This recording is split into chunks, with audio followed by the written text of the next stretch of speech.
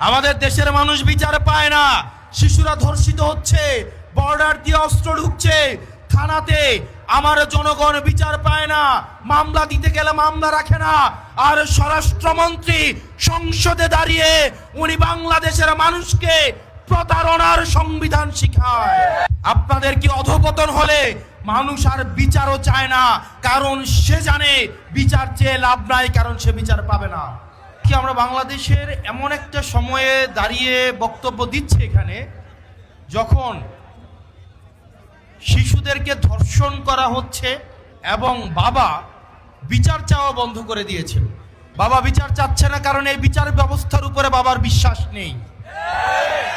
বাবা জানে এই বিচার ব্যবস্থা নিয়ে কিছুদিন ফেসবুকে লেখালেখি হবে, রাজনীতির ময়দানে গরম বক্তব্য হবে, কিন্তু দিন শেষে বাবা তার সন্তানের ধর্ষণের কোনো বিচার পাবে না। এই বিচার ব্যবস্থা জনগণের বিচার নিশ্চিত করতে পারে নাই, অন্যায়ের বিচার নিশ্চিত করতে পারে নাই, আমাদের স্বাস্থ্য ব্যবস্থা আমাদেরকে সুস্বাস্থ্য দিতে পারে নাই। আমাদের দেশের নেতারা যারা স্বাস্থ্যের দায়িত্বে থাকেন, জনপ্রতিনিধিরা, তারা ছুটি পেলে নিয়মিত চেকআপের অংশ হিসেবে সিঙ্গাপুর এবং থাইল্যান্ডে যায়। তাদের সন্তানদেরকে তারা বিদেশে রেখে তারা পড়াশোনা করায়।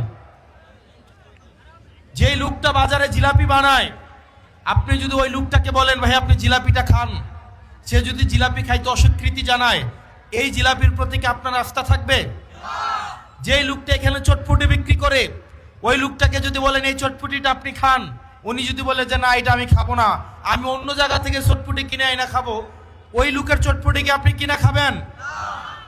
তা আমাদের দেশের যারা স্বাস্থ্য মন্ত্রণালয়ের দায়িত্বে, যারা শিক্ষা মন্ত্রণালয়ের দায়িত্বে, যারা দেশের দায়িত্বে, তারাই দেশের সুযোগ সুবিধা ভোগ করে না, বরং তারা বিদেশ থেকে দেশের টাকা পাচার করে সেখানে গিয়ে সুযোগ সুবিধা নেয়। এবং এটা জনগণের সাথে প্রতারণা করা, এটা জনগণের সাথে প্রতারণা করা। প্রিয় মনোহরগঞ্জবাসী, আমরা এটারই পরিবর্তন চেয়েছিলাম। আমরা চেয়েছিলাম এমন একটা বাংলাদেশ, যে বাংলাদেশে একটা সন্তান যখন ভূমিষ্ঠ হবে সেই জায়গা থেকে সে তার অধিকার বুঝে পাবে। আমাদের দেশের চিকিৎসা ব্যবস্থা, আপনি আমাদের দেশের চিকিৎসা সরকারি হসপিটালগুলোতে যান, আপনি দেখবেন ফিলিস্তিনের রাফা ক্যাম্পের থেকে বাজে অবস্থায় সরকারি চিকিৎসাগুলোর। আপনি প্রতিষ্ঠানগুলোতে যান, শিক্ষা প্রতিষ্ঠানগুলোতে যান, সেখানে দেখবেন সেই স্কুলের প্রধান শিক্ষকের ছেলেকে ওই স্কুলে পড়ায় না, সেই এলাকার ইউনুর ছেলেকে স্কুলে পড়ায় না, ডিসির ছেলেকে ঢাকা রেখে পড়াশোনা করায়, আমলাদের ছেলে মেয়েদেরকে বিদেশে রেখে পড়াশোনা করায়। আমাদের দেশের আমলারা বললে মাইন্ড করবে, আপনারা খোঁজ খবর নিয়ে দেখেন, আমলাদের সন্তানরে উনারা দেশে রাখেন না, উনারা বিদেশে রেখে পড়াশোনা করায়। অর্থাৎ উনারা এমন একটা সার্ভিস আমাদেরকে দেন, যেই সার্ভিসটা উনারা নিজেরাই গ্রহণ করেন নাই, যেই সার্ভিসের উপর ওনাদের নিজেদেরই আস্থা নাই। তাহলে যেই সার্ভিসের উপর আমার নিজেরই আস্থা নাই, আমি নিজেই গ্রহণ করি না, এই সার্ভিসটা যখন আমি জনগণকেই দিচ্ছি, তার মানে এই সার্ভিসের মধ্যে অবশ্যই কোনো না কোনো প্রতারণা রয়েছে। প্রিয় মনোহরগঞ্জবাসী, আমরা এই সিস্টেমগুলোকে পরিবর্তন করতে চাই।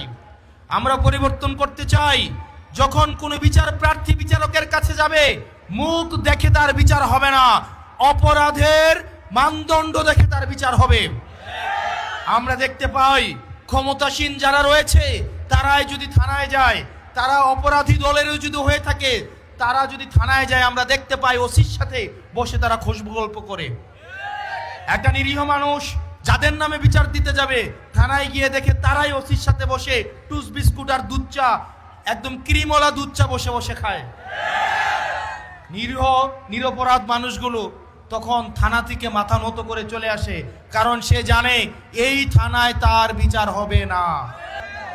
যেই বাংলাদেশের থানায় গেলে তার রাজনৈতিক পরিচয় জানতে চাওয়া হবে না, যেই বাংলাদেশে চাকরি পেতে হলে মামা চাচা এবং রাজনৈতিক দলীয় পরিচয় থাকা লাগবে না, যোগ্যতার ভিত্তিতে এই বাংলাদেশের প্রত্যেকটা নাগরিক চাকরিতে, মেধায়, নেতৃত্বে এবং রাজনৈতিক নেতৃত্বে আসতে পারে। সবাই একটু শেয়ার করে দিবেন।